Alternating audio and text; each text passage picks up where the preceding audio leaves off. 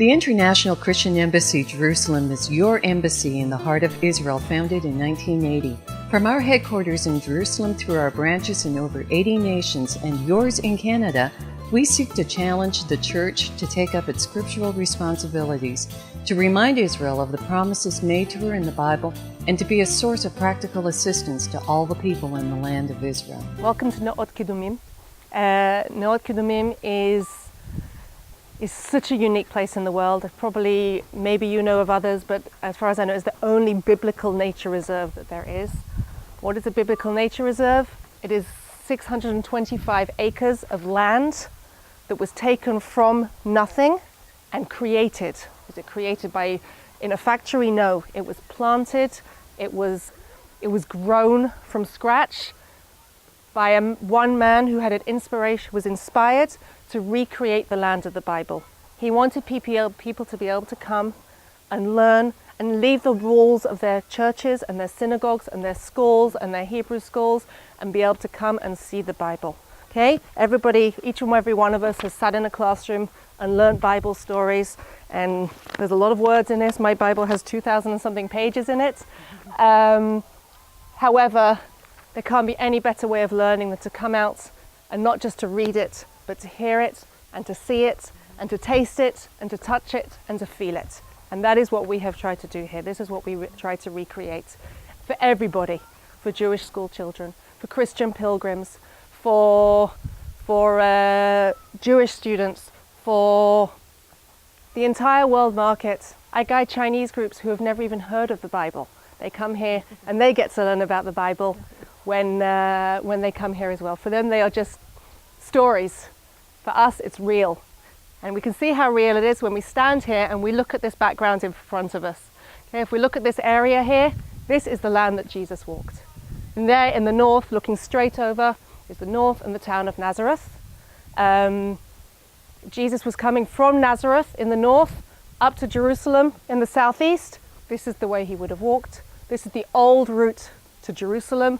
These are the trees and the hills and the landscapes he would have seen.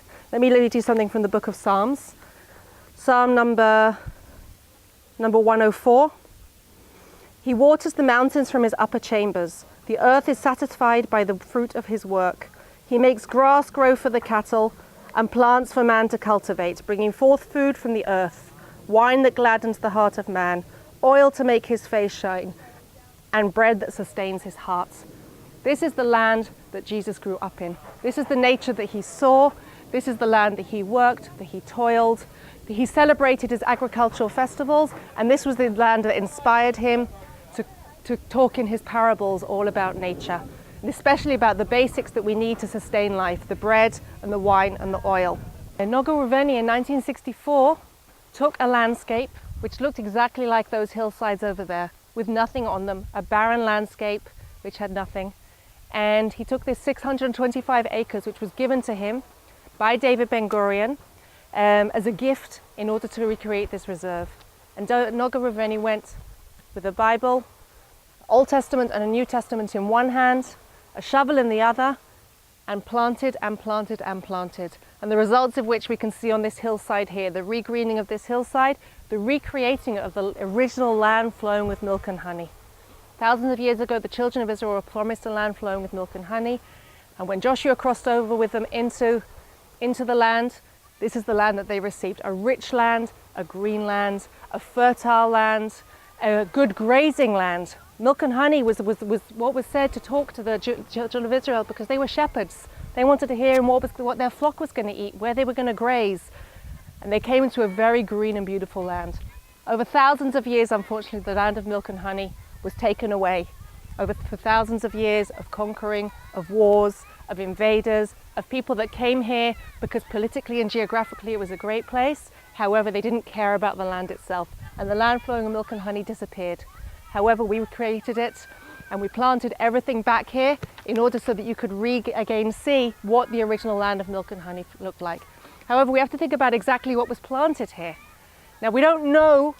Years of research Noga's parents spent their whole lives researching what was written in the Bible to see if that was exactly what was growing here today. We don't know what survived, what didn't. Some things were obviously clear. We know that we had here the 7 species. The children of Israel wandered into the land in the book of Deuteronomy. They were told by God when they were crossing the desert, and they were having a bit of a hard time. They were tired, they were hungry, they were thirsty, they were complaining a little bit.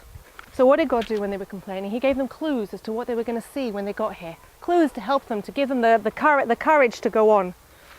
So if we go to the book of Deuteronomy, chapter 8, verse 8. It's an easy one to remember. Chapter 8, verse 8. For the Lord your God is bringing you into a good land, a land with streams and springs and fountains issuing from plain and hill, a land of wheat and barley, of vines, figs and pomegranates, a land of olive trees and honey. So we know that was what was here thousands of years ago.